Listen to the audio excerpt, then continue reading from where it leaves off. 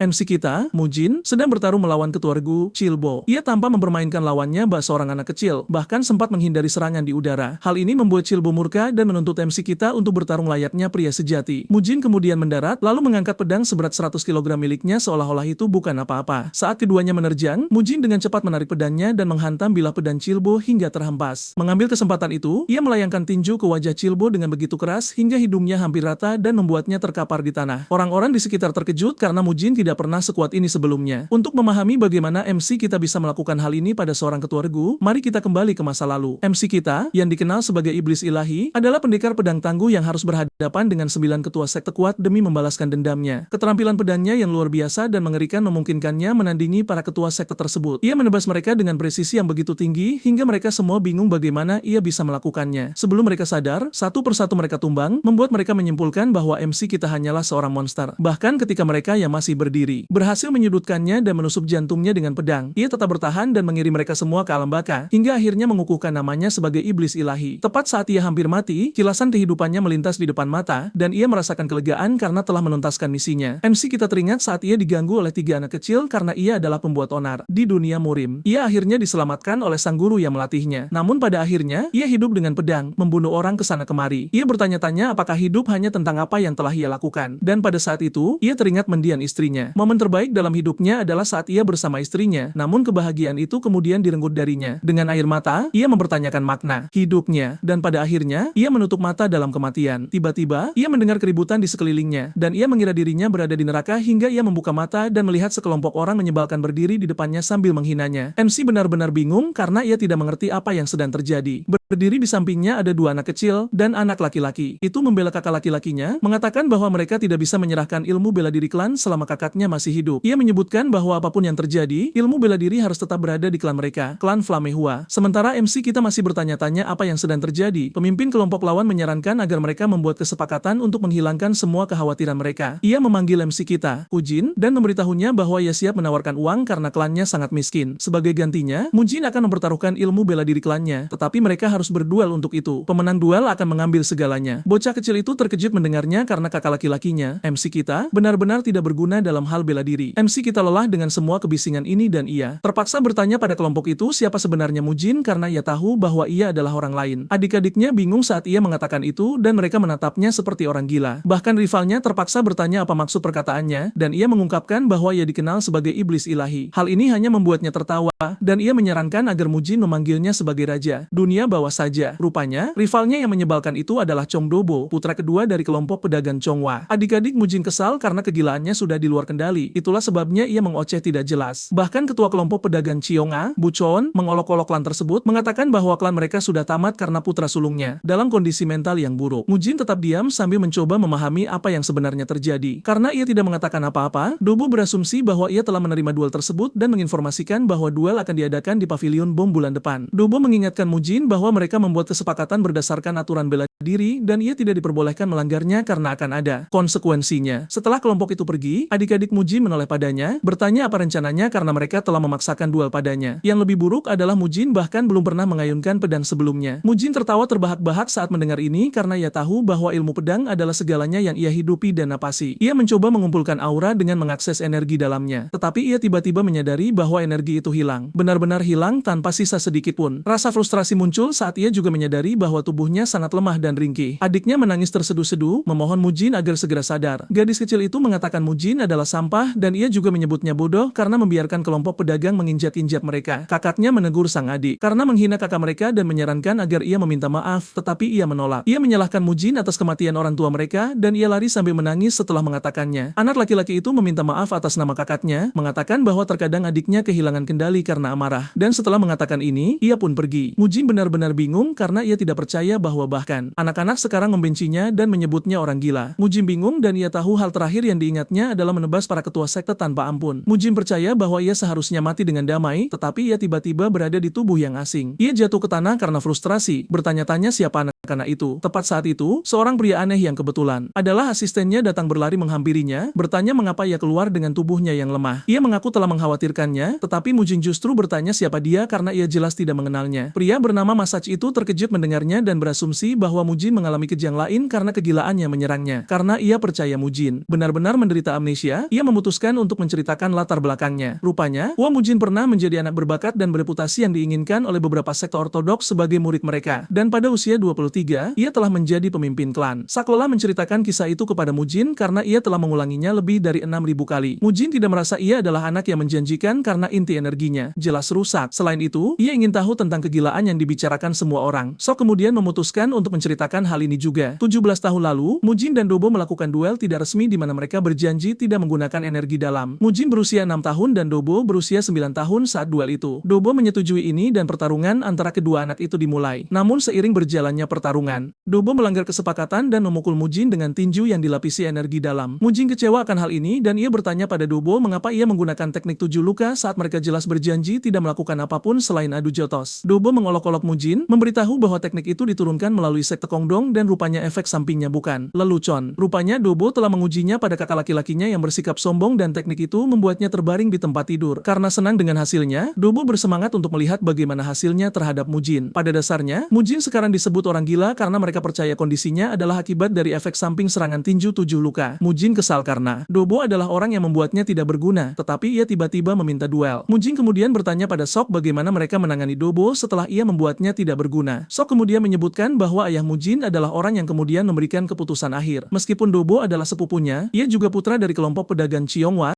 yang dianggap sebagai salah satu dari 10 besar di dataran tengah. Meskipun Dobo melakukan sesuatu yang mengerikan, ayah Mujin hanya membiarkannya dengan peringatan. Mujin tidak percaya betapa tidak bergunanya pria itu hingga memaafkan seseorang yang membuat putranya tidak berguna. Mujin menyimpulkan bahwa klan itu benar-benar sampah dan kemudian ia bertanya pada Sok di mana orang tuanya. Sok menyebutkan bahwa kondisi Mujin berangsur-angsur memburuk yang membuat ayahnya terlilit hutang karena ia mencari cara untuk menyembuhkan penyakitnya. 9 tahun lalu, penyakit ibunya benar-benar memburuk dan ia meninggal dunia. 3 tahun kemudian, ayahnya menyusul ibunya ke alam baka. Mujin pada dasarnya menjadi putra yang membunuh orang tuanya dan menghancurkan klan. Karena ini, reputasi klan benar-benar hancur dan adik-adiknya berada dalam posisi yang sulit. Semua yang tersisa dari keluarga adalah hutang dan 2 pelayan setia serta hanya beberapa seniman bela diri. Ia juga memiliki adik laki-lakinya, Hua Jin, dan adiknya, Hua Soyeon. Mujin akhirnya menyadari mengapa adiknya, Soyeon, mengatakan ia harus disalahkan atas apa yang terjadi pada orang tua mereka. Malam itu, Mujin memeriksa buku-buku sejarah yang ditinggalkan oleh pemilik asli tubuh tersebut dan ia mempelajari beberapa hal dari buku-buku itu. Ia menyadari bahwa 30 tahun telah berlalu sejak ia mengalahkan 9 sekte dan ia sekarang menempati tubuh orang gila tanpa inti energi. Karena MC kita tidak membawa penyesalan dari kehidupan masa lalunya, ia memutuskan untuk hidup sesuai dengan Mujin dan membantu anak-anak yang tidak berdaya. Namun, ia tahu kelompok pedagang Chionghua akan menjadi masalah besar baginya. Mereka pada dasarnya adalah pihak yang membuat tubuh ini tidak berguna dan juga menghancurkan klan. Hal pertama dalam daftarnya adalah merencanakan duel yang ia miliki melawan Dobo pada bulan berikutnya. Karena tubuh ini adalah sampah, ia menyadari bahwa ia harus membangun kembali tubuhnya dari awal. Ia duduk untuk bermeditasi dan memulai segalanya dari awal seperti seorang pemula. Ia teringat kembali di masa lalunya, saat pertama kali mencoba kultivasi, itu sulit baginya. Namun, segalanya tanpa berjalan lancar dengan tubuh saat ini berkat bakat bela diri bawaan tubuh yang luar biasa. Mujin mengakses energi gila tubuh itu dan mencoba menjelajahinya secara maksimal, membuat cahaya keemasan bersinar di kamarnya. Sesaat, Sok dan para pelayan mendengar jeritan dan perjuangannya, menyebabkan mereka bergegas masuk ke kamarnya. Mereka menemukannya di lantai, dan salah satu pelayan bercanda bahwa ia sudah mati. Ia memeriksa denyut nadi Mujin dan menyadari bahwa denyut nadinya lebih kuat dari sebelumnya. Tetapi Mujin tiba-tiba mencengkeramnya, bertanya mengapa tubuhnya menderita rasa sakit yang tak terukur hanya karena ia mencoba membentuk inti energi. Pelayan itu bingung dengan ini, dan Mujin mengulanginya, mengatakan ia ingin tahu apakah tubuhnya memiliki konstitusi khusus. Pelayan itu kemudian mengungkapkan bahwa konstitusinya adalah tubuh bela diri surgawi. Rupanya, itu adalah konstitusi heroik langka yang dipilih oleh surga. Mujin terkena gelombang rasa sakit lainnya, dan ia akhirnya menyadari bahwa konstitusi tubuh itu justru kebalikan dari seni iblis. Pada dasarnya, tubuh dengan energi lurus murni akan menderita rasa sakit yang hebat saat mencoba mempraktikkan seni iblis. Mujin menjerit kesakitan, bertanya-tanya mengapa ia mendapatkan tubuh yang dikutuk dengan konstitusi yang sangat berbeda dari semua konstitusi yang tersedia. Ia menyimpulkan bahwa segalanya benar-benar buruk baginya karena duel itu hanya tinggal sebulan lagi. Saat ia berbaring kesakitan, ia bertanya pada Sok siapa kedua pria itu. Sok mengungkapkan bahwa pria berbaju hijau adalah kepala pelayan Dokshin dan pria berbaju merah adalah penatua Zhou Huanbong. Saat ia mendengar nama Zhou, ia teringat sesuatu dari kehidupan masa lalunya, tetapi rasa sakit yang dirasakannya terlalu hebat dan ia akhirnya pingsan. 3 hari kemudian, Mujin akhirnya bangun dari tempat ia berbaring, tetapi Sok khawatir bahwa ia tidak cukup istirahat. Mujin menyebutkan bahwa ia lelah berbaring karena ia memiliki duel yang akan datang dan ia mendesak Sok untuk mencarikannya pedang. Sok berhasil menahan tawa saat mendengar ini karena klan masih berusaha mencari makan dan Mujin malah meminta pedang. Mujin terpaksa bertanya apakah tidak ada uang di keluarga dan Sok menyebutkan bahwa mereka saat ini sedang mengambil pinjaman dari sekte tidak ortodoks bernama Sekte Bangho. Karena sekte tersebut beroperasi dengan tingkat bunga yang sangat tinggi, mereka mendapati diri mereka terlilit banyak hutang. Akhirnya Mujin sadar bahwa untuk membantu klan, ia harus menyelesaikan masalah uang terlebih dahulu. Meskipun demikian, Mujin tidak berpikir mengambil pinjaman lagi akan merugikan karena mereka sudah tenggelam dalam hutang. Sok khawatir tentang ini, tetapi Mujin menyuruhnya tutup mulut dan menulis surat kepada dua penatua karena ia akan berjalan-jalan. Saat para penatua mendengar hal ini, mereka khawatir karena Mujin pergi ke Sekte Bangho yang berbahaya. Sesaat kemudian, Mujin dan Sok tiba di pintu masuk Sekte Bangho. Mujin memberitahu pengawal besar untuk memberitahu bosnya bahwa ia ingin menemuinya. Pria bernama Kang No itu tidak main-main dan ia menyuruh Mujin masuk ke gedung jika ia di sana untuk berjudi. Mujin bersikeras agar Kang membawanya ke bosnya, tetapi ini mulai membuat Kang kesal. Sok dengan cepat memotong, mendesak Kang untuk tenang karena Mujin tidak waras. Ketegangan di antara keduanya terus meningkat hingga wakil Master MA Jumbo dari sekte itu muncul menuntut untuk mengetahui apa masalahnya. Kang kemudian memberitahu bosnya bahwa Mujin mencoba menemui bos besar mereka. MA bertanya mengapa ia ingin menemui bos mereka dan Mujin mengatakan ia ingin pinjaman lagi. MA kemudian memberitahu Mujin bahwa ia tidak perlu menemui pemimpin untuk mendapatkan pinjaman dan ia mengundangnya ke dalam gedung. Mujin dan Sok segera mendapati diri mereka masuk lebih dalam ke manor menggunakan jembatan kayu sementara. Mereka dikawal oleh pendekar pedang bersenjata. Sok khawatir tentang seluruh hal ini dan ia memberitahu Mujin bahwa mereka masih punya kesempatan untuk kembali sebelum terlambat. Mujin tidak setuju dengannya, mengatakan bahwa mereka sudah menempuh jalan yang jauh. Sok kemudian memberitahu bahwa ada seorang nenek yang melihat pemimpin sekte bertarung dan ternyata pemimpin itu cukup kuat karena ia mengalahkan lawannya dalam hitungan detik. Rupanya pemimpin itu adalah seniman bela diri yang telah mempelajari teknik membunuh yang kuat. Mujin mempertanyakan alasan Sok menceritakan hal ini ketika MA memotong dengan mengatakan Sok lebih berpengetahuan karena ia menangkapnya dengan cepat. Namun, sudah terlambat bagi mereka karena mereka telah mencapai bagian dalam gua dan sebelum mereka berdua sadar, mereka mendapati diri mereka dikelilingi oleh pendekar pedang bersenjata. Mujin kecewa dan ia bertanya pada MA apakah ini rencananya sejak awal. MA membenarkan hal ini dan mengatakan ia sengaja memancingnya masuk karena jelas ia tidak bisa menyentuhnya di depan umum. Namun, ia tidak siap memberinya kebebasan yang sama seperti yang ia berikan pada orang tuanya. Sok tidak berdebat dengan kelompok itu, tetapi ia memohon agar mereka membiarkan tuannya hidup. Mujin, di sisi lain, kesal saat MA menyebut orang tuanya karena ia jelas tidak memiliki orang tua sampai tiba-tiba ia sadar bahwa ia sekarang berada di tubuh lain. Karena segalanya sudah siap, MA memerintahkan anak buahnya untuk memberi Mujin pelajaran. Salah satu dari mereka yang sangat ingin menjalankan perintah mengejar Mujin dan melayangkan tinju ke arahnya. Sok hampir pingsan karena ketakutan saat melihat tinju itu datang langsung ke arah mereka. Anehnya, Mujin memblokir tinju pria itu, akhirnya menghancurkan tulangnya dari dalam. Pria itu menjerit kesakitan dan jatuh ke tanah sambil mengklaim bahwa Mujin menggunakan semacam trik murah padanya. Mujin menggodanya, mengatakan bahwa ia sebenarnya memiliki tulang yang lunak dibandingkan dengan ukurannya. Mujin menyadari bahwa ia harus melakukan hal-hal tanpa menggunakan kekuatan murninya. MA kesal karena anak buahnya membuang-buang waktu dan ia memerintahkan mereka untuk menghabisi Mujin. Salah satu pendekar pedang menerjang langsung ke arahnya dengan pedangnya, tetapi Mujin dengan mudah menghindari serangan itu dan menyadari bahwa ia harus terus bergerak karena ia tidak bisa menandingi kekuatan pria itu. Menggunakan tubuhnya yang fleksibel, ia mampu menghindar dan memberikan tandukan kepala yang menghancurkan wajah pria itu. Pria itu jatuh ke belakang, menjerit kesakitan, sementara rekannya mengambil alih dan mencoba menebas Mujin, tetapi Mujin menghindari serangan itu. Penyerang mencoba serangan lain, tetapi Mujin melompat ke belakang sebelum memberikan tendangan untuk melumpuhkan pria itu. Sebelum pria bersenjata itu tahu apa yang terjadi, mereka mendapati diri mereka dipermainkan dan dalam waktu singkat, mereka jatuh ke tanah dengan berlutut. Berdiri di kejauhan, Sok berteriak untuk memastikan bahwa tuannya aman, tetapi Mujin memanggilnya bodoh sambil menyebutkan bahwa ia baik-baik saja. Sok benar-benar terpesona, memaksanya untuk bertanya pada Mujin di mana ia mempelajari keterampilan bela diri yang digunakannya. Mujin kemudian memberitahu pria itu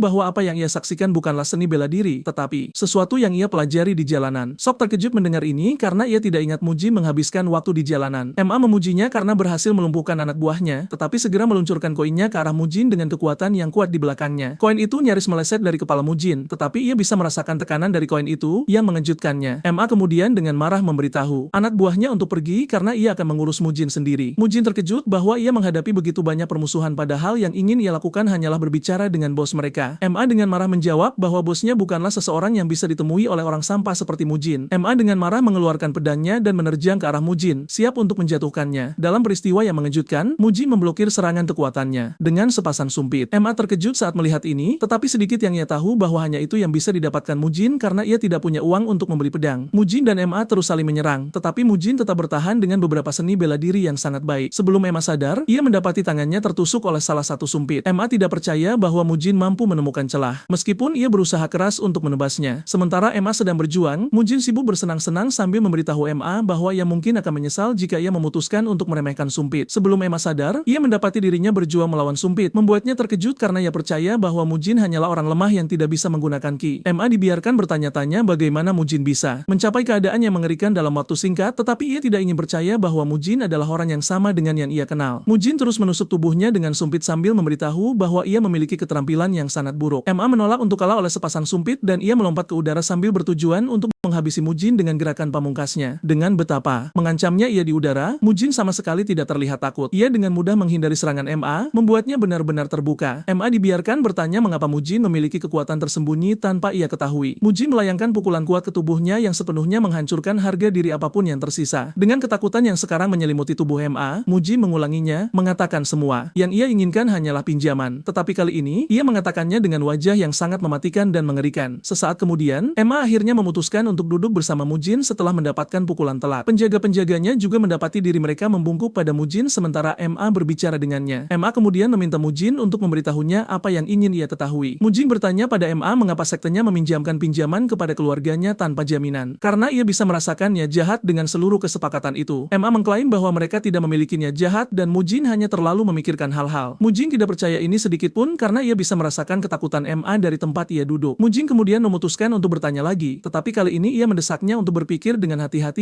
jika ia tidak ingin dihukum. Menyadari bahwa Mujin tidak main-main, MA akhirnya mengungkapkan bahwa mereka mendapat perintah dari kelompok pedagang Chonghua. Mujin tidak terkejut mendengar ini karena ia tahu bahwa kelompok itu terlibat dengan cara tertentu. Ia kemudian bertanya pada MA kesepakatan seperti apa yang mereka buat dengan kelompok Chonghua. MA ragu-ragu untuk berbicara, tetapi Mujin dengan cepat memberitahu bahwa jika ia mati membela kelompok pedagang, ia tidak akan dirindukan. MA mengambil beberapa kebijaksanaan dari apa yang dikatakan Mujin dan mengungkapkan bahwa kelompok pedagang memerintahkan mereka untuk meminjamkan klan Mujin berapapun jumlah uang yang mereka inginkan, tetapi dengan bunga yang sangat tinggi. Sebagai imbalan untuk membuat klan Hua jatuh, sekte Bang Ho akan mendapatkan tanah Hua setelah mereka ditendang dari papan catur. Akhirnya Mujin sadar bahwa tanah keluarga adalah jaminannya selama ini. Mujin kemudian bertanya pada MA berapa jumlah 300 koin emas yang ingin ia pinjam dalam setahun. Menurut kontrak, MA mengungkapkan bahwa 300 koin emas itu akan berjumlah 5.000 koin emas dalam pelunasan. Mujin jijik dengan ini, tetapi ia benar-benar tidak peduli dan ia menerima kesepakatan itu. Dengan wajah yang lebih serius, ia bertanya pada MA siapa yang membantu mereka dalam membersihkan kekacauan mereka. MA kemudian menyebutkan bahwa salah satunya adalah sekte sosial dari 4 surga bela diri, sebuah aliansi sekte tidak ortodoks. Mujin terkejut mendengar ini dan Sok menyebutkan bahwa itu adalah aliansi baru. Mujin kesal dengan 4 surga bela diri dan ia bahkan menyebut mereka dengan kata kasar. Sok percaya bahwa kegilaan tuannya sedang bermain karena ia belum pernah melihatnya bertemu aliansi di masa lalu, tetapi ia benar-benar mengutuk mereka. Mujin kemudian memberitahu Sok bahwa ia tidak perlu khawatir karena ia tidak dalam suasana hati untuk menjelaskan. Mujin sudah mulai lelah menunggu, memaksanya untuk bertanya tentang pria yang pergi untuk membawa uang. Pria itu segera tiba dengan kotak berisi 300 koin emas yang ia butuhkan. Mata Mujin berbinar bahagia saat melihat ini, dan ia berasumsi bahwa itu sudah cukup. Ia memberitahu Sok bahwa sudah waktunya bagi mereka untuk pergi, tetapi Sok masih skeptis tentang seluruh masalah peminjaman uang itu. Mujin hanya menyuruhnya untuk menutup mulut dan mengambil uang itu agar mereka bisa pergi. MA dan penjaganya mengawal Mujin ke pintu masuk saat ia akan pergi. Mujin kemudian menyuruhnya untuk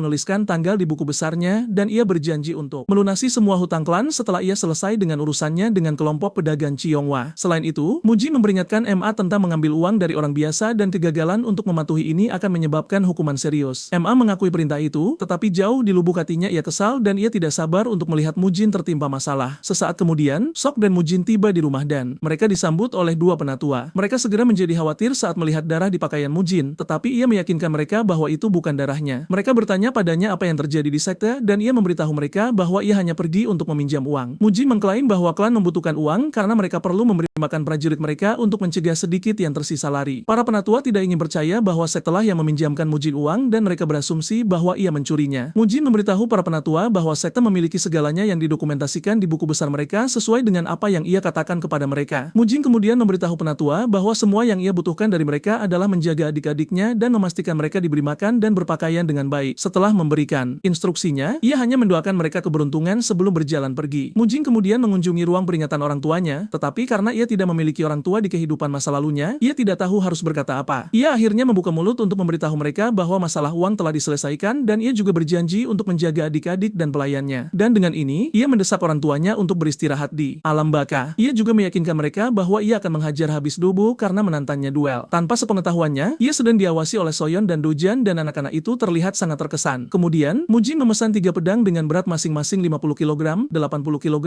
dan 110 kg. Para pelayan yang membawa pedang hampir mematahkan punggung mereka saat melakukannya, tetapi Mujin hanya senang bahwa pedangnya akhirnya tiba. Sok terpaksa bertanya padanya apa yang ia rencanakan dengan pedang seberat itu, dan Mujin tersenyum, mengatakan ia berencana melakukan apa yang dilakukan orang lain dengan pedang, yaitu jelas mengayunkannya. Mujin dengan bersemangat meraih pedang 50 kg dan berencana untuk memulainya. Namun, senyumnya segera memudar saat ia menyadari bahwa pedang itu terlalu berat untuk ia angkat. Ia menyimpulkan bahwa tubuh itu tidak lain adalah sampah. Namun, ia tidak siap untuk menyerah. Meskipun demikian, ia menyadari bahwa ia bisa mengangkatnya sedikit jika ia menggunakan kedua tangannya. Mujin bisa melihat Sok menatapnya dengan jijik dan ia mendesaknya untuk segera menyiapkan makanannya. Ia mengingatkannya untuk menambahkan banyak daging ke makanannya dan Sok dengan sedih berjalan pergi dengan khawatir. Mujin duduk dengan pedang dengan tekad bahwa ia hanya punya 2 minggu untuk melatih hatinya sebelum duel. Konstitusi tubuhnya, yaitu tubuh bela diri surgawi, adalah kebalikan total dari seni iblis yang diajarkan gurunya. Ia menyadari bahwa satu-satunya solusi yang ia miliki adalah mempelajari seni bela diri teman gurunya, 9 pedang tak tertandingi. Menolak untuk menyerah, ia mulai mengayunkan pedang secara paksa. Di dalam rumah, sementara itu, Dobo telah mendapatkan informasi bahwa Mujin berurusan dengan orang-orang Bangho begitu keras sehingga mereka tidak akan bisa bergerak selama 2 minggu. Dobo terkejut mendengar ini karena Mujin tidak memiliki inti energi untuk melakukannya. Dobo tersenyum jahat sambil berpikir untuk menyiapkan sesuatu yang jahat sebelum pertarungan. Dobo juga bersemangat untuk melihat apa yang disembunyikan Mujin di dalam dirinya saat mereka akhirnya bertarung satu sama lain dalam duel. Sesaat kemudian, Mujin mulai melatih tubuhnya dengan cara yang paling sulit. Ia menyadari bahwa ia seharusnya bisa mendorong tubuhnya hingga batasnya karena itu adalah tubuh yang diberkati oleh surga. Saat berlatih, Sok selalu menyiapkan apapun yang ia butuhkan. Ia percaya bahwa dengan persiapan, ia akhirnya akan mendapatkan kesempatan untuk memulai pelatihannya sepenuhnya. Ia mengambil pedang 50 kg dan mulai mengayunkannya ke sana kemari sambil mengingat apa yang dikatakan guru lamanya. Setelah mencoba bentuk pertama, Mujin tidak membuang waktu untuk lulus ke bentuk kedua. Ia teringat apa yang dikatakan gurunya bahwa tidak peduli senjata apapun yang ia hadapi, ia akan keluar sebagai pemenang. Saat pelatihan berlangsung, ia menyadari bahwa ia sudah mulai kewalahan, tetapi ia menyadari bahwa ia harus menanggungnya. Dalam waktu singkat, ia mendapati dirinya memegang pedang dengan nyaman dan bahkan melompat-lompat di sekitar ruangan seolah-olah pedang itu tidak berat. Sesaat kemudian, ia pindah ke bentuk ketiga sambil juga mencoba yang terbaik untuk mengendalikan ki-nya agar menjadi sekuat mungkin. Untuk membantunya dengan pelatihannya, ia memiliki banyak barang latihan yang sudah disiapkan untuk mensimulasikan seperti apa pertempuran yang sebenarnya. Lawan pertamanya adalah bola keras yang berhasil ia hindari selama beberapa waktu sebelum terkena dari belakang. Setelah ini, ia berhadapan dengan bambu berduri dan dengan menggunakan bentuk keempat dari pedang, ia menebas bambu tersebut. Rupanya, keterampilan pedangnya mungkin terlihat sederhana,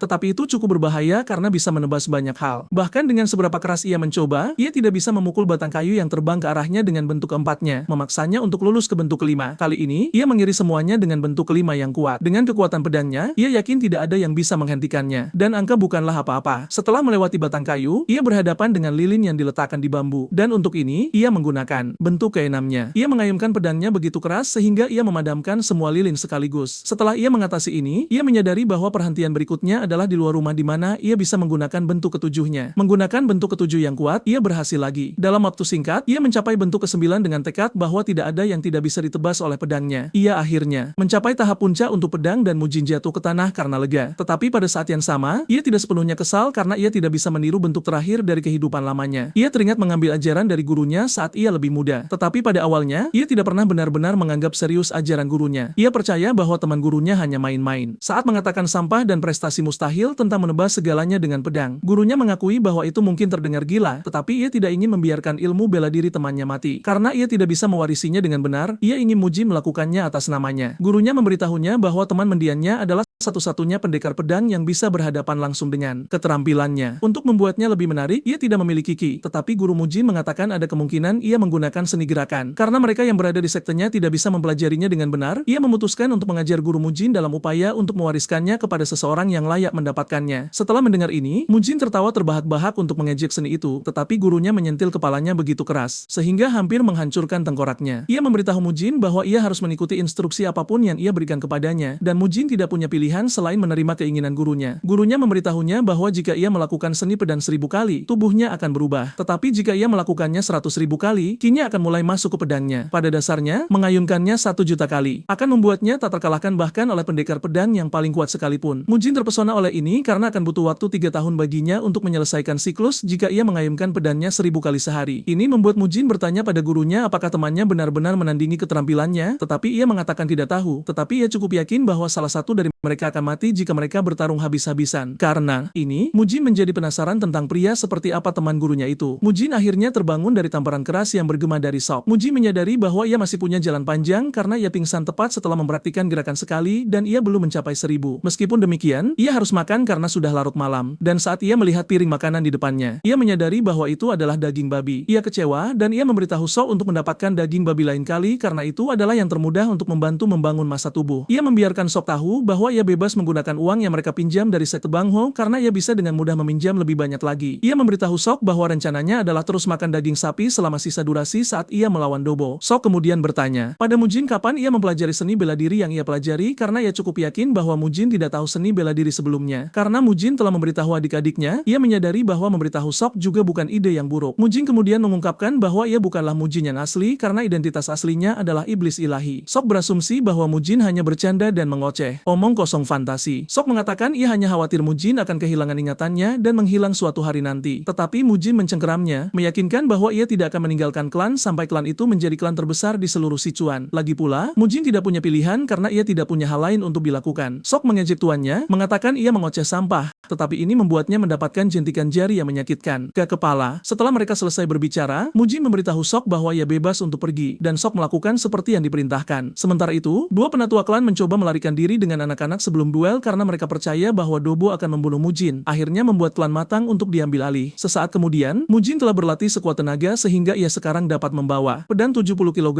hanya dengan satu tangan. Namun, tekniknya tetap tidak stabil dan ia hanya punya waktu seminggu sebelum duel. Ia berkeringat di ruang latihan saat anak-anak masuk untuk memeriksanya. Mujin mendesak mereka untuk pergi karena berbahaya bagi mereka berada di sana. Anak-anak memberitahu Mujin bahwa mereka hanya mengkhawatirkannya karena mereka telah melihatnya mendorong dirinya hingga batasnya selama beberapa hari terakhir. Soyan khawatir bahwa Mujin melakukan semua ini karena apa yang ia katakan, tetapi ia membiarkannya tahu bahwa ia tidak pernah bersungguh-sungguh karena ia hanya marah. Menatap kedua anak itu mengingatkan MC kita pada adik-adik kekasihnya dari kehidupan masa lalunya. Mujin menepuk kepala mereka, memberitahu mereka bahwa mereka tidak perlu khawatir. Kedua anak itu mulai meniru Mujin sambil memuji betapa hebat posturnya. Cara keduanya berdebat satu sama lain tentang siapa yang salah atau benar membuatnya teringat saat ia berlatih dengan gurunya dan mengalami masa sulit. Tiba-tiba, ia sadar bahwa hal terpenting dengan 9 pedang tak tertandingi adalah teknik pernapasan. Menyadari hal ini, Mujin memberitahu anak-anak bahwa ia akan menang tidak peduli apapun, dan ia mendesak mereka untuk kembali ke kamar mereka. Anak-anak khawatir, tetapi mereka berasumsi bahwa segalanya akan baik-baik saja. Setelah ia sendirian, Mujin memulai teknik pernapasan sambil mengayunkan pedangnya dengan keras. Dengan bantuan teknik pernapasan, ia mampu menggunakan energi internal yang terkumpul sekaligus. Sebelum ia sadar, ia sudah memahami ide seni gerakan yang merupakan seni Qi, di mana seseorang membangun energi internal melalui gerakan. Pada dasarnya, seni gerakan dianggap sebagai seni bela diri tingkat rendah, itulah sebabnya orang tidak terlalu memikirkannya. Menggunakan teknik pernapasan, Mujin mampu mengayunkan pedang jauh lebih mudah, memberinya apa yang diperlukan untuk menebas patung. Sementara itu, Johan Bong terlihat berbicara dengan Sok tentang perubahan mendadak Mujin. Sok mencoba mengaitkan kesehatan Mujin yang tiba-tiba dengan satu sesi uang yang ia lalui, tetapi Zhou bukanlah orang bodoh. Ia memberitahu Sok untuk memastikan ia melaporkan perubahan apapun yang ia temui kepadanya. Sok pergi ke tempat tuannya berlatih hanya untuk menemukannya terbalik. Ia mencoba memberitahu bahwa makanannya sudah siap, tetapi Mujin kecewa, mengatakan ruang latihan terlalu kecil baginya untuk berlatih. Karena ini, Mujin mengatakan ia akan mulai menggunakan aula latihan. Mujin pergi ke aula latihan besar hanya untuk menemukan prajurit lain berlatih di sana, dan mereka semua tertuju padanya. Sok memberitahu prajurit lain bahwa ia harus berlatih sendirian dan menyarankan agar mereka semua pindah dari sana. Ia mendesak mereka untuk menggunakan aula latihan yang lain, tetapi para prajurit dibiarkan. Bertanya-tanya mengapa pria setengah mati mengoceh instruksi kepada mereka. Mereka percaya bahwa Mujin bukan seniman bela diri hanya karena ia memiliki pedang. Mujin memperhatikan perbedaan suasana hati mereka, dan ia mengomentari ini. Prajurit lain ingin melawan Mujin, tetapi ketua regu, Cabone, memberitahu anak buahnya untuk meninggalkan aula untuk tuan muda. Ciel akhirnya percaya bahwa Mujin telah kehilangan akal sehatnya lagi. Tepat saat itu, Mujin menghentikan Ciel, membiarkannya tahu bahwa ia harus menjadi pria dan berbicara langsung kepadanya. Ciel kemudian berbalik dan Mujin menyarankan agar mereka bertarung karena mereka adalah pendekar pedang. Ciel mengatakan ia tidak akan melakukan ini karena Mujin adalah calon pemimpin klan. Mujin kemudian memberitahu Ciel untuk tetap menjadi pengecut dan tidak menunjukkan wajahnya karena ia tahu bahwa ia tidak bisa mendukung perkataannya. Ini cukup untuk membuat Ciel menghunus pedangnya, siap melawan Mujin. Pertarungan dimulai dan Mujin segera mendorong pedangnya ke tanah sebelum melompat ke arah Ciel dalam gerakan berani. Ia sampai ke Ciel dan mendorong kepalanya sebelum ia sempat bereaksi. Para prajurit benar-benar bingung karena mereka belum pernah melihat duel tanpa pedang sebelumnya. Mujin terus mempermainkan Ciel dengan bergerak cukup cepat sementara Ciel berjuang sangat keras. Ciel segera frustrasi dan ia memberitahu Mujin untuk melawannya seperti pria dan berhenti menghindari serangannya. Mujin akhirnya setuju untuk menganggapnya serius sedikit dengan meraih pedangnya, tetapi Ciel tidak membuang waktu untuk bicara. mereka, mengatakan Mujin yang harus disalahkan atas semua yang telah terjadi pada klan. Karena Mujin adalah penyebab masalah, Ciel tidak berpikir ia layak mempelajari seni bela diri. Ciel menerjang ke arah Mujin, tetapi ia bertemu dengannya di tengah jalan dengan bentuk ke-9 dari teknik pedang tak tertandinginya, akhirnya mengguncang energi internalnya. Mujin tidak memberi Ciel ruang bernapas saat ia mendaratkan pukulan telak ke wajahnya. Ciel dikirim ke lantai dengan darah tumpah di mana-mana. Sementara Mujin membiarkannya tahu bahwa segalanya akan berbeda. Saat ia jatuh ke tanah, Ciel akhirnya menyadari kebenaran pahit bahwa Mujin telah sepenuhnya berubah. Ia bisa merasakan tekad yang terbakar tepat di luar tubuh Mujin. Tidak seperti sebelumnya, Ciel menghantam tanah, akhirnya mengejutkan Sok dan para prajurit lain yang menonton duel tersebut. Para prajurit berlari untuk memeriksa bos mereka, yang terbaring benar-benar pingsan. Mujin berdiri seperti pemenang yang pantas sambil bertanya pada Ciel apakah ia memiliki masalah mengenai kemenangannya. Salah satu prajurit berteriak pada Mujin, memberitahu bahwa ia menggunakan gerakan pengecut. Ciel menguasai diri dan berteriak pada pria itu untuk menutup mulutnya sebelum mengakui bahwa ia sebenarnya kalah. Ciel memberikan penghormatan kepada Mujin sambil memberitahu bahwa ia telah benar-benar belajar darinya. Mujin mengakui rasa hormatnya dan memberitahu bahwa ia bebas untuk pergi. Saat para prajurit melangkah keluar dari aula, Mujin memberitahu Sok untuk bergabung dengan mereka karena ia benar-benar ingin sendirian. Prajurit yang terluka terus mengeluh dan ia percaya bahwa Ciel bersikap lunak pada Mujin, tetapi ia membiarkannya tahu bahwa ia tidak melakukannya karena ia berencana meninggalkannya setengah mati. Pria itu tidak ingin percaya ini, tetapi Ciel membiarkannya tahu bahwa ia sangat serius. Ciel mengatakan ia tidak tahu cerita lengkapnya, tetapi jelas bahwa tuan muda mereka telah berkembang secara eksponensial. Sok, di sisi lain, juga bertanya-tanya kapan Mujin berubah begitu banyak, tetapi pada saat yang sama, ia bersyukur bahwa ia benar-benar berubah. Malam itu, dua penatua memiliki pertemuan mengenai duel yang akan datang. Keduanya telah berada di klan selama lebih dari 36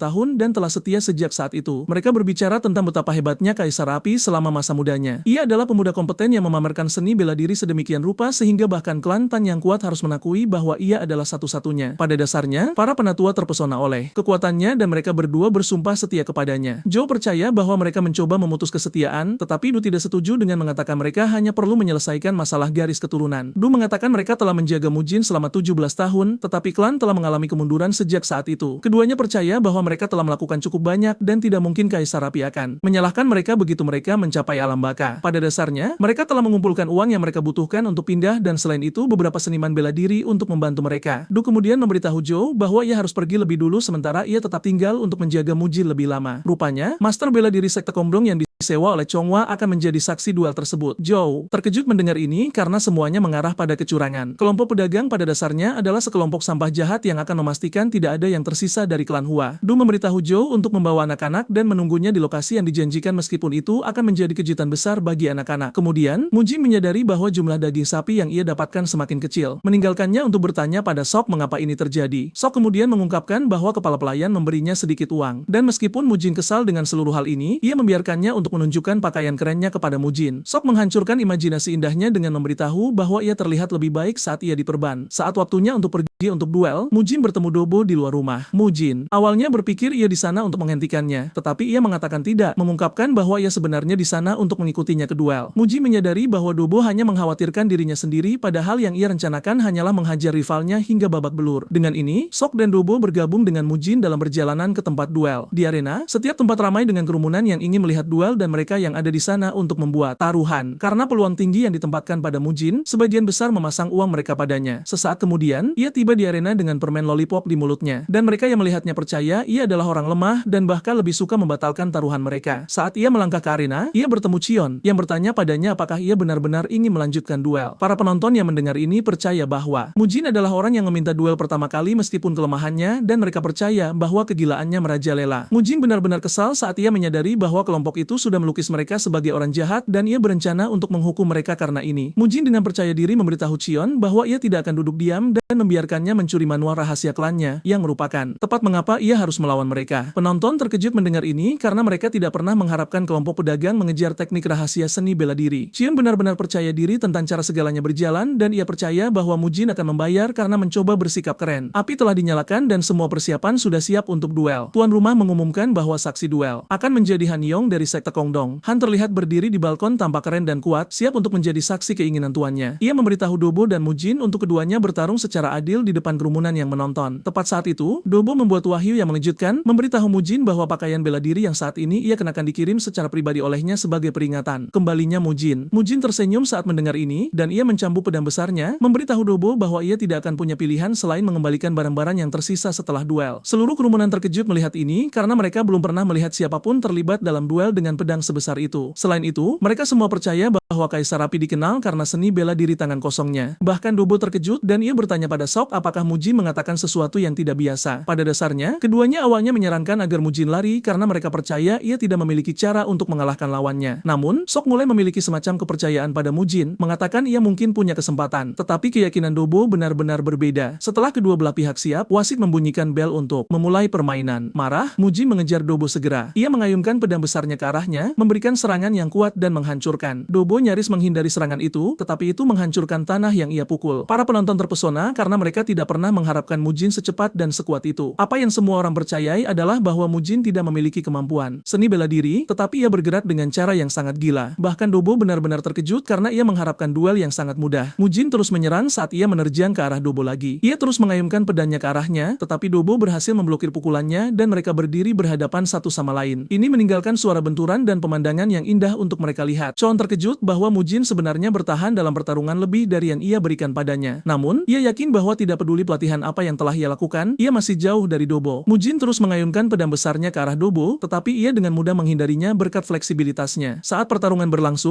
Dobo berhasil melancarkan serangan balik yang mengirim Mujin mundur, dan ia bersumpah ia akan meninggalkan Mujin dalam posisi yang lebih buruk dari sebelumnya. Ia yakin ia memiliki apa yang diperlukan untuk menghancurkan keinginan seorang pria. Berdiri di balkon, Dobo mengaku ia terkesan dengan bagaimana Mujin bertahan dalam pertarungan. Sok kemudian memberitahu Dobo bahwa dengan apa yang ia lihat, Mujin bahkan belum mengungkapkan kartu asnya. Dobo percaya bahwa Sok mengoceh sampah, tetapi Sok menyebutkan bahwa ia diam-diam menonton Mujin berlatih sendiri dan ia meyakinkan Dobo bahwa sesuatu yang lebih kuat akan datang. Saat pertarungan berlangsung, Mujin menyadari bahwa kekuatannya saat ini setara dengan Dobo, meninggalkannya untuk mempertanyakan prosedur pelatihan. Namun, ia tidak khawatir karena tidak peduli seberapa kuat lawannya, ia akan selalu menang. Dan kali ini, ia berencana untuk membunuh Dobo. Sementara itu, Joe sedang membawa adik-adik Mujin dan ia telah tiba di tujuannya dengan mereka tertidur. Ia teringat Dobo memberitahu bahwa alasan ia tidak datang adalah karena ia ingin tetap berada di sekitar dan mengumpulkan apapun yang tersisa dari Mujin setelah Dobo membunuhnya. Meskipun Joe tidak tahu apakah apa yang mereka lakukan benar, setidaknya mereka sudah mulai. Kembali di arena, keduanya masih saling menyerang. Mujin tidak khawatir karena ia percaya bahwa Dobo tidak lebih dari seorang pemula baginya. Keduanya terus bertukar pukulan dan meskipun tampaknya mereka cocok, beberapa percaya bahwa Mujin sebenarnya memiliki keunggulan. Orang-orang mulai berbicara sampah tentang Mujin, mengatakan ia tidak terlalu mengesankan. Tepat saat itu, Dobo meluncurkan serangan kuat, yang ia arahkan langsung ke Mujin. Dobo dan Sok hampir pingsan saat mereka melihat serangan itu langsung menuju Mujin dan semua yang bisa mereka lakukan adalah berdoa agar ia benar-benar menghindari serangan itu. Menyadari Dobo sedang mengincarnya, Mujin menggunakan bentuk pertama 9 pedang tak tertandingi, langkah preventif. Dobo mendaratkan pukulannya, tetapi berkat teknik yang digunakan Mujin, ia mampu memblokirnya, meninggalkan kerumunan dalam. Shock, bahkan Dobo terkejut dan ia terpaksa bergerak mundur. Menyadari Mujin menjadi gila, Dobo mengumpulkan energi internalnya sebagai persiapan untuk serangan terakhir. Namun, Mujin mengolok-oloknya, mengatakan pengumpulan energi internalnya terlalu lambat. Mujin kemudian mengaktifkan teknik bentuk keduanya dan ia menerjang ke arah Dobo dengan begitu banyak niat jahat. Dobo bisa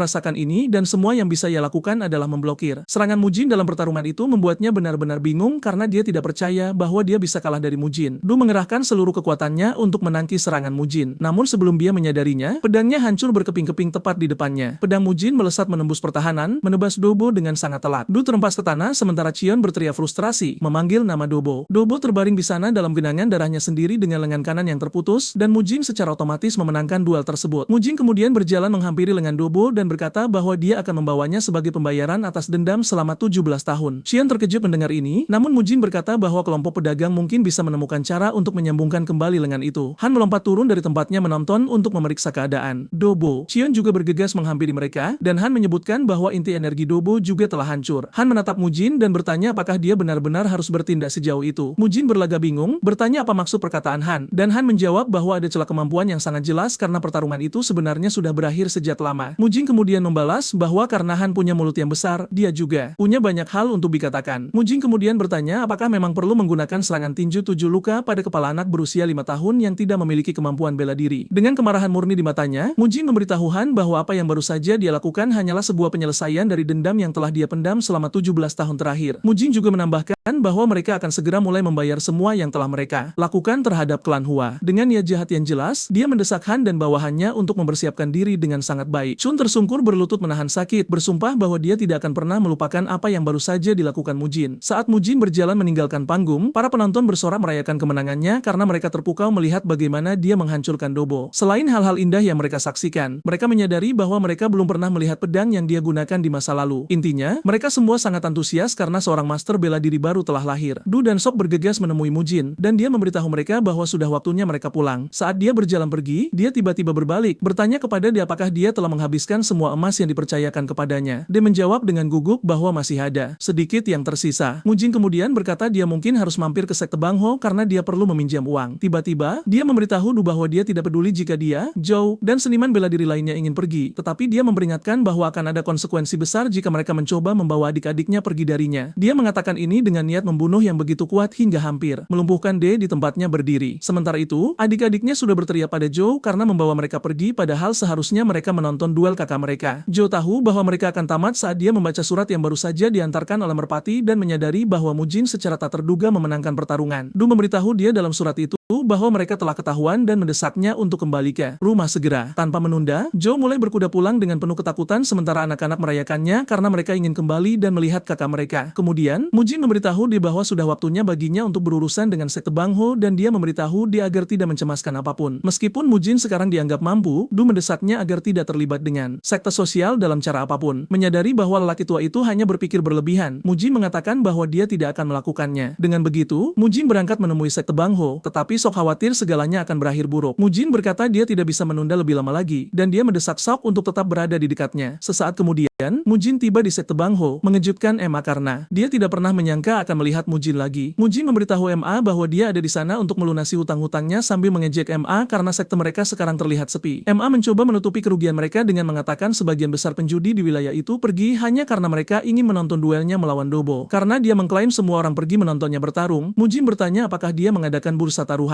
untuk pertandingannya. Tanpa ragu, Mujin sangat yakin bahwa mereka memberinya peluang yang lebih tinggi dan dari situ mereka pasti meraup banyak uang. Karena mereka telah menghasilkan uang, Mujin secara otomatis menunjukkan minatnya dan Emma jelas tahu bahwa Mujin akan memeras mereka. Untuk menghindari masalah dengannya, Emma memberitahu dia bahwa mereka akan menyatakan rasa terima kasih mereka. Mujin senang mendengarnya karena semua orang jelas menyukai uang. Emma bisa merasakan aura dingin yang keluar dari tubuh Mujin dan itu menunjukkan bahwa dia dipenuhi dengan niat membunuh yang besar. Mujin kemudian bertanya kepada Emma tentang bosnya, dan ini mengejutkan Emma yang bertanya mengapa dia ingin tahu keberadaan bos mereka. Mujin menggebrak meja, memberitahu Emma bahwa dia kesal jika harus menanyakan pertanyaan yang sama lebih dari satu kali. Mujin nyaris mengamuk ketika pemimpin sekte tersebut, Chiong Yal, muncul di ruangan. Mujin terkejut melihat wajah jelek yang ternyata adalah pemimpin sekte itu. Chai mengaku bahwa anak buahnya sudah bercerita tentang Mujin, dan Mujin bertanya kepadanya mengapa sangat sulit untuk menemuinya. Mujin tidak segan-segan mengejeknya, mengatakan bahwa dia memiliki wajah yang buruk. Berdiri di belakang Chai adalah sosok yang menarik, dan Mujin bertanya apakah orang itu adalah pelayannya. Dari orang itu memancar kebencian murni, dan ternyata dia adalah si gagak hitam kematian dari sekte sosial.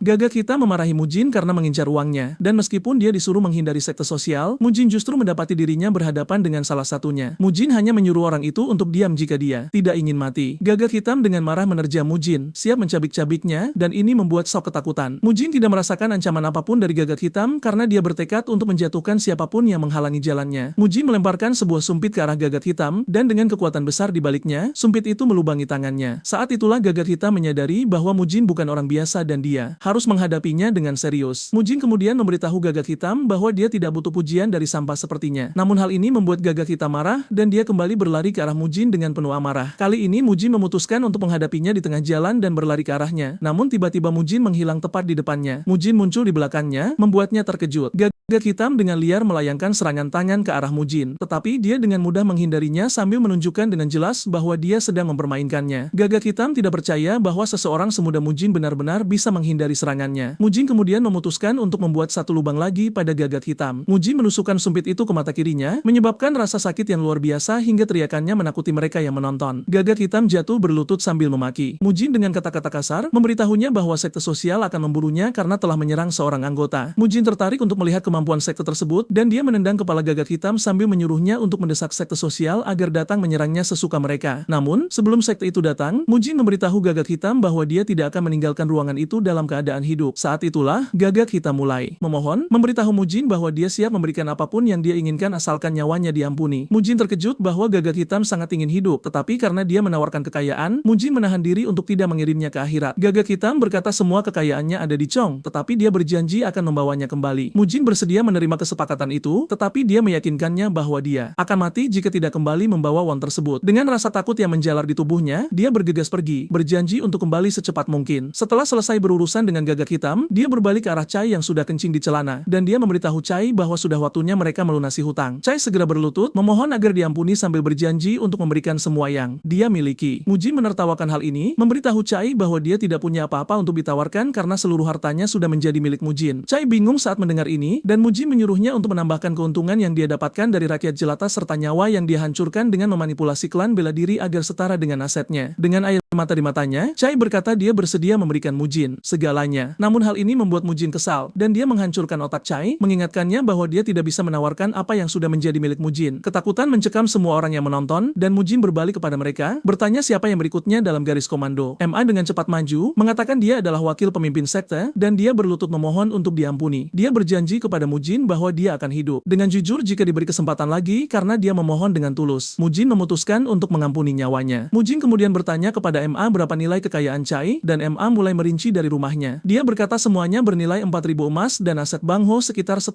emas. Selain itu, ada upeti 500 emas dari sekte soal. Intinya, semuanya berjumlah lebih dari 20.000 emas dan Mujin menyatakan bahwa dia ingin semuanya diserahkan kepadanya. MA kemudian memberitahu dia bahwa dia akan menyiapkan semuanya dan membawakannya kepada Mujin. Mujin senang mendengarnya karena dia ingin semuanya ditangani tanpa penundaan. Setelah MA pergi, Mujin menatap perwira sekte lainnya dengan ekspresi yang sangat mematikan dan dia menyuruh mereka untuk mulai menegosiasikan nyawa mereka. Ini mengejutkan mereka, dan dia mengingatkan mereka bahwa MA adalah satu-satunya orang yang dia janji untuk diampuni. Ketakutan menyelimuti mereka, dan mereka mulai memohon untuk diampuni. Sesaat kemudian, Mujin kembali ke rumah dengan beberapa peti berisi harta karun dan uang, membuat dia terkejut. Dia memberitahu Du bahwa setiap peti berisi sekitar 400 emas. Du mencoba mengingatkan Mujin bahwa sekte Bang Ho didukung oleh sekte soal. Namun, masalah utamanya bukanlah sekte soal, melainkan siapa yang bersekutu dengan mereka, yaitu seorang pria menakutkan bernama Juang. Du menambahkan bahwa sekte tersebut juga memiliki Gagak Hitam dan Gagak Merah. Begitu mendengar nama Gagak Hitam, Mujin memberitahu Du bahwa dia sudah membereskannya. Ini mengejutkan Du, dan Mujin memberitahu De untuk tidak menempatkannya di level yang sama dengan dirinya atau Zhou karena siapapun yang mengganggu klan akan berakhir terkubur di tanah. Setelah selesai mengatakan hal ini, dia menyuruh De untuk membawakannya daging sapi, dan dia juga memerintahkan agar adik-adiknya diberi makan dengan baik saat mereka kembali. Saat Mujin berbalik untuk pergi, Du tidak percaya bahwa Mujin telah membuat Gagak Hitam, yang dianggap sebagai ancaman di wilayah tersebut, ketakutan. Du menyadari bahwa Mujin benar-benar berbeda dari orang yang pernah dia kenal dulu. Sementara itu, Choyan telah menyewa pembunuh bayaran untuk menghabisi segala sesuatu yang berharga bagi Mujin, tetapi dia memerintahkan mereka untuk membawa kembali salah satu anak dalam keadaan hidup. Di masa lalu, klan Flame Hua cukup sukses, dan pria luar biasa yang dikenal sebagai Kaisar Api mengundang kekaguman dari seniman bela diri yang tak terhitung jumlahnya. Dia bahkan menerima pujian dari klan Tang Sichuan yang bergengsi. Dalam satu generasi, klan Flame Hua menjadi klan bela diri yang tidak bisa diabaikan oleh siapapun. Mereka yang dianggap sebagai seniman bela diri tingkat puncak pun akan berpikir dua kali sebelum berurusan dengan klan Flame Hua. Karena itu, pernah ada masa ketika penduduk Sichuan akan bersorak semangat setiap kali anggota klan itu berjalan di jalanan. Namun, setelah Kaisar Api meninggal, patriar berikutnya menunjukkan betapa buruknya dia. Dan karena hal ini, klan Flame Hua berangsur-angsur menurun. Mereka yang setia kepada keluarga mulai pergi satu persatu. Dengan ini, citra Kaisar yang pernah menguasai dunianya terbagi di antara mereka yang mengingatnya dan mereka yang tidak. Namun satu hal yang pasti adalah dia adalah pria yang luar biasa. Karena aura dahsyat yang dimiliki Mujin saat berjalan, para tetua mulai membandingkannya dengan mendiang Kaisar. Tak lama kemudian, para prajurit yang terluka muncul untuk memberitahu Du bahwa mereka telah disergap oleh pembunuh bayaran. Dan Penatua Zhou beserta sekelompok prajurit adalah satu-satunya yang melawan para pembunuh itu. Saat Du mendengar hal ini, dia menyadari bahwa kedua anak itu dalam bahaya, dan dia menyuruh para prajurit untuk segera memberitahu Mujin sementara dia pergi mendahuluinya. Di hutan, Zhou mendapati dirinya berdiri melawan para pembunuh bayaran karena para prajurit yang bersamanya telah dikalahkan. Bahkan dalam menghadapi bahaya besar, dia berdiri kokoh dengan penuh kesiapan untuk melindungi anak-anak. Tepat saat dia hampir kewalahan, De muncul tepat waktu untuk membantunya. keduanya. Hal ini membuat para pembunuh marah karena mereka hampir saja menyelesaikan misi mereka sebelum dia muncul. Pemimpin pembunuh berteriak kepada anak buahnya, menyuruh mereka untuk menjatuhkan keduanya, dan babak baru pertempuran sengit pun terjadi. Dia berhasil bertukar beberapa pukulan dengan para pembunuh, tetapi faktor usia segera menghambatnya, dan para pembunuh mulai unggul. Sebelum dia menyadarinya, bahunya tertebas, memaksanya mundur. Salah satu pembunuh kemudian menjadikan itu misinya, dan dia menyuruh rekan-rekannya untuk membunuh salah satu anak. Dia mendorong D ke belakang, memaksanya untuk tetap dalam posisi bertahan, tetapi D menolak untuk menyerah. Beberapa saat kemudian, D tertebas dengan sangat parah, dan dia berteriak kesakitan. D jatuh terjerembab ke tanah, tanpa ada cara untuk membela diri atau melindungi anak-anak. Karena dia sudah tersingkir, para pembunuh mengalihkan perhatian mereka pada anak-anak, bertanya siapa di antara mereka yang akan dibunuh atau dibiarkan hidup. Meskipun Dojan tidak bisa melakukan apapun untuk membantu, dia tetap berdiri tegak untuk melindungi adiknya, dan para pembunuh memutuskan bahwa dialah yang akan mati. Tepat saat mereka akan menebas Dojan, suara Muji menggema di seluruh hutan, menyuruh mereka berhenti di tempat. Dia tampak sangat mengancam saat melesat ke arah mereka dengan kecepatan tinggi. Namun para pembunuh tidak terlihat takut karena Mujin sebelumnya dikenal sebagai sampah. Pemimpin pembunuh kemudian menyuruh anak buahnya untuk membunuh Mujin karena dia telah memutuskan untuk menghalangi jalan mereka. Salah satu pembunuh melesat ke arah Mujin, tetapi Muji menjadikannya target pertama bagi kemarahannya. Dia menghancurkan pedang orang itu dengan sedikit usaha sebelum meluncurkan serangan vertikal yang membelah orang itu menjadi dua. Tanpa membuang waktu, dia melewati mayat itu dan menuju ke arah sisa pembunuh lainnya. Saat mereka melihat betapa gila kemampuannya, pemimpin pembunuh memerintahkan anak buahnya untuk bersatu dan menjatuhkan Mujin sekaligus. Kelompok itu dengan cepat mengeroyoknya, tetapi sebelum mereka bisa menjangkaunya, Mujin mengaktifkan jurus kelima dari 9 pedang tanpa tanding yang disebut teknik pembantai pasukan, dan dia menebas. Mereka semua layaknya memotong tisu. Salah satu dari mereka mencoba menyerang Mujin dari samping, tetapi dia dengan mudah menghindar sebelum memenggal kepala orang tersebut. Saat itulah sisa pembunuh yang selamat menyadari bahwa mereka sedang berhadapan dengan monster. Sebelum dia sempat bergerak lagi, lengan kanannya sudah terlepas dari tubuhnya dan dia berteriak kesakitan. Mujin kemudian menyuruhnya untuk tidak bergerak lagi jika dia masih ingin berada di antara orang-orang yang hidup. Mujin berbalik untuk melihat Zhou membantu Du berdiri, sementara Dojan menutupi mata adiknya agar dia tidak melihat pembantaian yang terjadi di depan mereka. Doju meyakinkan adiknya bahwa mereka tidak perlu takut karena Mujin telah muncul dan telah menghajar semua orang jahat itu. Mujin berjalan menghampiri keduanya dan bertanya apakah mereka baik-baik saja. Dojan meyakinkannya bahwa mereka baik-baik saja dan Mujin menduga bahwa mereka pasti ketakutan. Tetapi Dojan memberitahu dia bahwa dia tidak akan lari karena dia adalah putra dari seorang master bela diri. Mujin lega mendengar hal ini dan dia menepuk kepala bocah itu atas keberaniannya. Dia kemudian menyuruh penatua Zhou untuk membawa prajurit yang terluka dan adik-adiknya kembali ke kediaman. Begitu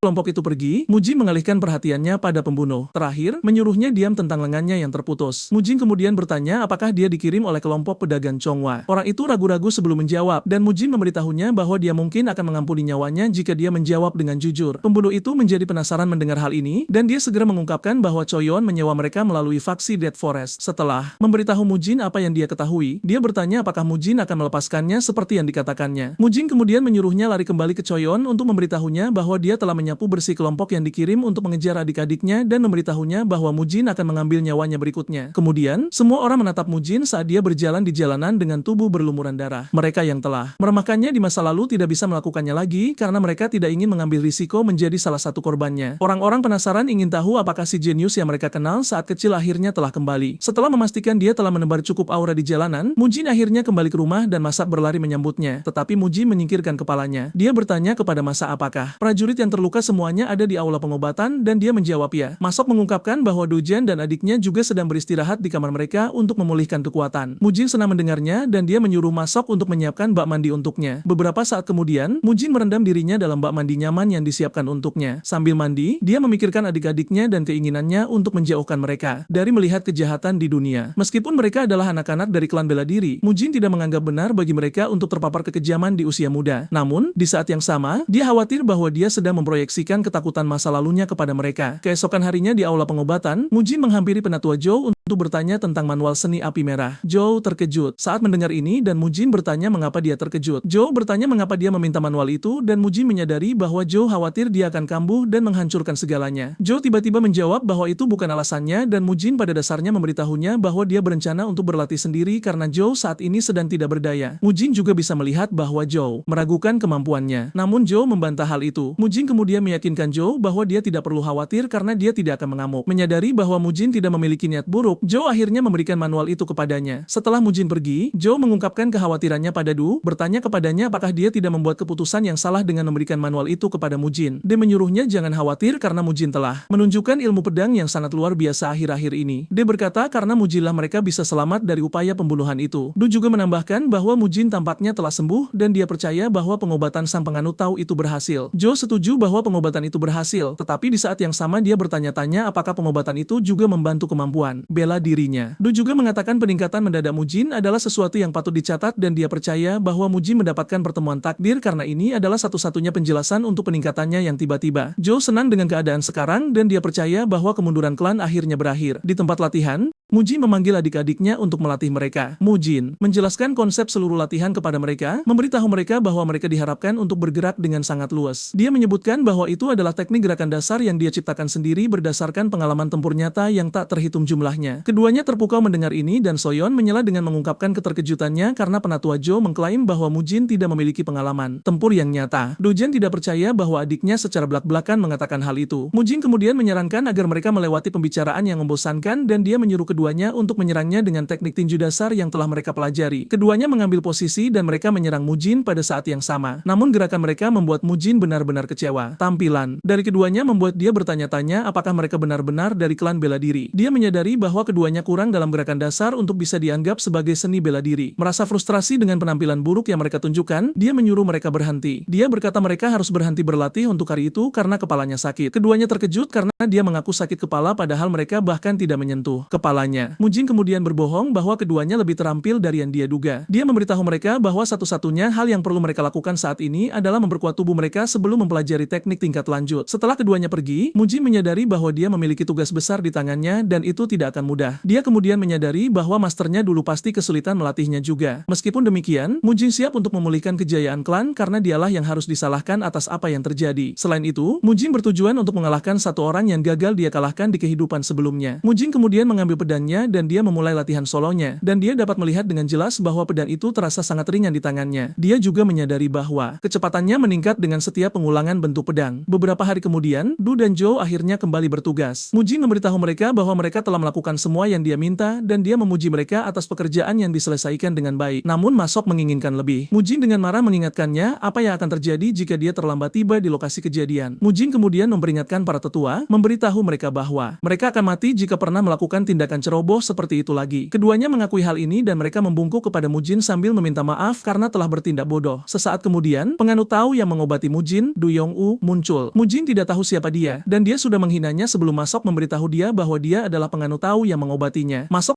meminta maaf kepada lelaki tua itu, mengatakan Mujin belum pulih sepenuhnya, itulah sebabnya dia bertingkah seperti itu. Tapi Mujin menendangnya karena mengatakan sampah tentang dirinya. Mujin kemudian memutuskan untuk berpura-pura dan dia memberitahu lelaki tua itu bahwa dia minta maaf karena tidak mengenalinya. Mujin mendesak pria itu untuk mengikutinya karena dia pasti lelah dari perjalanannya yang jauh. Beberapa hari sebelumnya, Masok telah memberitahu Mujin tentang pendeta Tao itu, mengatakan dia mewarisi garis keturunan Tao dari sekte Wang. Masok mengklaim bahwa Mujin sembuh berkat penyembuhan energi positif dari pendeta itu dan dia mengungkapkan bahwa kepala pengurus membayar jumlah besar untuk mengundang penganut Tao tersebut. Sekarang, di hari ini, Mujin senang akhirnya bertemu dengan pria itu, itulah sebabnya dia mengundangnya masuk ke dalam kediaman. Mujin kemudian bertanya kepadanya apakah benar dia mewarisi garis keturunan Tao sekte Wang, dan Yongsu mengonfirmasi hal ini sambil berlagak keren. Dia menyebutkan bahwa dia adalah satu-satunya penganut Tao yang mewarisi esensi dari garis keturunan sejati sekte Wang. Begitu Mujin mendengar ini, dia mengentakkan kakinya dan bertanya dengan penuh keseriusan apakah dia benar-benar abadi putih Wang karena dia belum pernah mendengar ada penerus garis keturunan Tao Wang yang masih hidup. Yongsu ingin terus berpura-pura, tetapi Mujin memberitahunya bahwa dia punya sedikit waktu untuk berterus terang sebelum dia berubah pikiran. Penganut Tao itu tetap mempertahankan pengakuannya, bertanya kepada Mujin apakah dia meragukan satu-satunya orang yang telah menyembuhkannya. Tetapi Mujin segera mengeluarkan pedang besarnya. Dia memberitahu Yongsu bahwa karena dia mengaku sebagai penganut Tao, dia seharusnya tidak punya masalah menghindari serangannya. Mujin mengayunkan pedangnya dan nyaris membelah lelaki tua itu menjadi dua, tetapi serangan itu meninggalkan lubang besar di lantai. MA dan para tetua panik melihat hal ini karena mereka percaya dia menjadi gila. Mujin menyuruh ketiganya untuk diam dan membawakannya air karena dia ingin menunjukkan sesuatu yang lucu kepada mereka. Begitu air datang, Mujin menyiram Yongsu dengannya. Yongsu masih mencoba bertindak seolah dia tidak tahu apa-apa saat dia bertanya kepada Mujin apakah ini cara mereka mereka membalas kebaikan dalam klan. Mujin mengabaikannya dan menjambak janggut panjangnya yang segera terlepas, mengejutkan para tetua dan masok. Bahkan Yongsu menyadari bahwa dia tamat karena mereka telah mengetahui bahwa dia memakai janggut palsu. Mujin mengejeknya, mengatakan dia bahkan mencoba yang terbaik untuk menempelkan janggut itu dengan hati-hati. Yongsu segera mendapati dirinya harus menjawab pertanyaan Mujin dan para pengikutnya, dan masok bertanya kepada Mujin apa rencana yang akan dia lakukan pada orang itu. Mujin menjawab bahwa dia tidak berniat melepaskan Yongsu, dan dia berkata dia mungkin akan memotong anggota tubuhnya dan mengubahnya menjadi kasim juga. Yongsu ketakutan mendengar ini, dan dia mulai memohon agar Mujin mengampuninya. Mujin meyakinkannya bahwa dia tidak punya niat untuk membunuhnya karena jika dia melakukannya, tidak ada cara baginya untuk mendapatkan uangnya kembali. Mujin berkata dia hanya ingin memotong anggota tubuhnya, tetapi Yongsu memohon dalam ketakutan, menyuruh Mujin untuk membiarkan bagian tubuhnya utuh. Yongsu berjanji untuk mengembalikan semua uang yang telah dia tipu. Mujin menerima kesepakatan itu tetapi memberitahunya bahwa dia juga akan mengenakan biaya karena tidak memotong anggota tubuh dan kejantanannya. Takut akan anggota tubuhnya, Yongsu memberitahu Mujin bahwa dia siap membayar kembali jumlah berapapun asalkan Mujin membiarkannya utuh. Mujin kemudian bertanya pada Du berapa banyak yang dikumpulkan orang itu darinya, dan Du mengungkapkan bahwa dia membayarnya 50 emas nayang. Mujin mendengar ini dan menyatakan kekecewaannya tentang betapa mudahnya Du tertipu oleh penipuan Yongsu. Dalam pembelaannya, dia berkata dia mendengar bahwa Yongsu adalah penyembuh yang hebat. Mujin kemudian berbalik arah, Yongsu memberitahunya bahwa hal pertama yang akan dia lakukan adalah membayar kembali 50 emas itu. Yongsu mengungkapkan niatnya untuk membayar kembali uang itu tetapi mengklaim bahwa uang itu ada di kediamannya di Jinyang. Tanpa ragu, Mujin menyuruhnya untuk menunjukkan jalan ke Jinyang yang berjarak 4 jam perjalanan. Du dan Jo bertanya apakah mereka harus ikut, tetapi Mujin memberitahu mereka bahwa tidak perlu melakukan hal itu karena mereka masih dalam masa pemulihan. Dia mendesak mereka untuk tetap di rumah dan memastikan tidak ada masalah. Saat dia pergi bersama Yongsu, Du merasakan kekhawatiran Jo dan dia mendesaknya untuk mempercayai Mujin dalam masalah ini karena dia bukan lagi orang yang dulu. Beberapa saat kemudian, mereka sampai di tempat kereta Yongsu menunggu dan Mujin terkejut melihat jenis kereta mewah yang dikendarai orang itu. Ini pada dasarnya menunjukkan betapa lancarnya bisnis penipuannya berjalan. Mujin bahkan lebih terpukau saat dia melangkah ke dalam kereta dan melihat betapa dekorasinya sangat mewah. Bagian dalamnya dilapisi kapas dan diselesaikan dengan kulit, dan Yongsu berkata itu dilakukan dengan sempurna karena dia sering bepergian. Jadi kenyamanan adalah kebutuhan. Mujin menyeringai mengatakan Yongsu memiliki etos kerja yang kuat untuk seseorang yang sebenarnya adalah penipu, dan dia bertanya mengapa dia tidak melakukan pekerjaan jujur karena dia adalah seorang profesional. Yongsu menundukkan kepalanya kepada Mujin meyakinkannya bahwa dia akan memulai sesuatu yang sah sejak saat itu. Mujin kemudian berbaring dengan nyaman memberitahu lelaki tua itu bahwa dia perlu tidur. Dia menyarankan agar dia membangunkannya ketika mereka telah sampai di tujuan. Yongsu menerima perintah itu dan meyakinkan Mujin bahwa dia akan membangunkannya saat mereka tiba. Jauh di dalam hati, Yongsu memendam niat buruk terhadap Mujin, dan dia tidak sabar untuk menunjukkan kepadanya apa yang terjadi jika seseorang menzaliminya. Kereta itu segera berangkat, dan setelah beberapa jam perjalanan, mereka tiba di daerah hutan yang sangat sunyi dan terpencil. Yongsu melangkah keluar dari kereta untuk menemui seorang kenalan yang tampak seperti seorang bandit. Dia memberitahu orang itu bahwa Mujin tertidur lelap di dalam kereta. Dia menyuruh bandit itu untuk menyeretnya keluar dan menjadikannya contoh. Si orang besar itu sangat antusias melakukan hal ini karena dia tidak tahu mengapa seseorang berani mengganggu bisnis seorang penganut Tao. Si orang besar melangkah ke dalam kereta dan melayangkan pukulan ke arah Mujin. Tepat saat pukulannya akan mendarat, Mujin berbalik untuk menantis pukulan itu dengan pedangnya. Mujin tersenyum jahat sambil bertanya apakah mereka sudah sampai. Mujin merasa jijik dengan pria yang berdiri di atasnya dan dia mengirimnya terbang keluar dari kereta, mengejutkan Yongsu. Bandit itu merasakan dampak serangan Mujin menjalar ke seluruh tubuhnya, dan dia memutuskan untuk serius karena klaim tentang Mujin yang mengesankan bukanlah sebuah klaim palsu. Mujin perlahan berjalan keluar dari kereta bertanya kepada Yongsu mengapa tujuan mereka berakhir di hutan terpencil. Mujin akhirnya menyadari bahwa dia juga menjadi target bagi si penganut Tao. Dia pikir dia hanya seorang penipu tetapi kemudian dia menyadari bahwa dia punya skema lain juga. Mujin tidak tersinggung karena dia memang sedang mencari sedikit aksi. Bagaimanapun, Mujin melepaskan aura yang sangat kuat dari tubuhnya sambil memberitahu si orang besar bahwa dia ingin melihat terbuat dari apa dia. Si orang besar bisa merasakan tekanan yang datang dari Mujin dan dia memanggil sisa gengnya untuk keluar agar mereka bisa menjatuhkan Mujin bersama-sama. 3 orang besar lainnya muncul dari tempat persembunyian mereka dan ternyata mereka dikenal sebagai 4 iblis Zhongshan. Saat Mujin melihat mereka dengan baik, dia bisa melihat bahwa mereka menggunakan energi iblis, tetapi dia tidak mengatakan apa-apa tentang itu. Mujin merujuk pada variasi senjata mereka dan memberitahu mereka bahwa dia ingin melihat kedalaman keterampilan mereka. Tanpa membuang waktu lagi, Mujin melesat ke arah pemimpin tim dan mendorongnya menjauh dari rekan satu timnya. Dia membuatnya terdesak saat dia terus meluncurkan serangkaian serangan padanya. Sisa tim segera menyadari bahwa Mujin hanya mengincar orang itu dan mereka bergerak untuk membantunya. Bahkan orang yang diserang itu merasakan pukulan berat dari serangan Mujin. Dia membandingkan serangannya dengan pukulan gada yang berat. Dia segera kehilangan keseimbangan dan Mujin menendang wajahnya, menghancurkan mulutnya. Tepat saat itu, sisa tim mengejarnya dan yang terdekat mencoba memenggal kepala Mujin dengan kapaknya. Tetapi Mujin dengan mudah menghindar dan memberikan sikut yang kuat ke perutnya, menyebabkan orang itu berteriak kesakitan yang parah. Dua lainnya mencoba menjatuhkan Mujin dengan serangan menjepit tetapi dia menghindar, memaksa keduanya merentangkan tangan mereka terlalu terlalu jauh. Ini menciptakan celah bagi Mujin untuk dengan mudah memukul salah satu dari mereka ke tanah. Mujin kemudian mengejar orang terakhir, dan orang itu mencoba menangkis serangan Mujin dengan pedangnya, tetapi pedang itu hancur tepat di depannya. Pedang Mujin hampir membelah orang itu menjadi dua, tetapi Mujin menahan diri. Nyawa orang itu terbayang di depan matanya, dan saat dia masih gemetar karena hal ini, Mujin mengirimnya terbang dengan tendangan kuat ke dada. Dengan ini, Mujin menjatuhkan keempatnya dan dia membuat mereka berlutut, kesulitan bernapas. Selama pertarungan, dia telah mengonfirmasi bahwa mereka menggunakan seni iblis. Namun ini membuatnya bertanya-tanya bagaimana ada seni iblis di dataran tengah. Mujin menganggap mereka sebagai juniornya, dan dia tidak ingin membunuh juniornya. Dia sedang memikirkan apa yang harus dilakukan ketika pemimpin tim berteriak, memberitahu Mujin bahwa mereka mengakui kekalahan. Dia memohon agar Mujin mengampuni mereka. Dan saat itulah Yongsu menyadari bahwa dia tamat karena Mujin mampu dengan mudah mengalahkan 4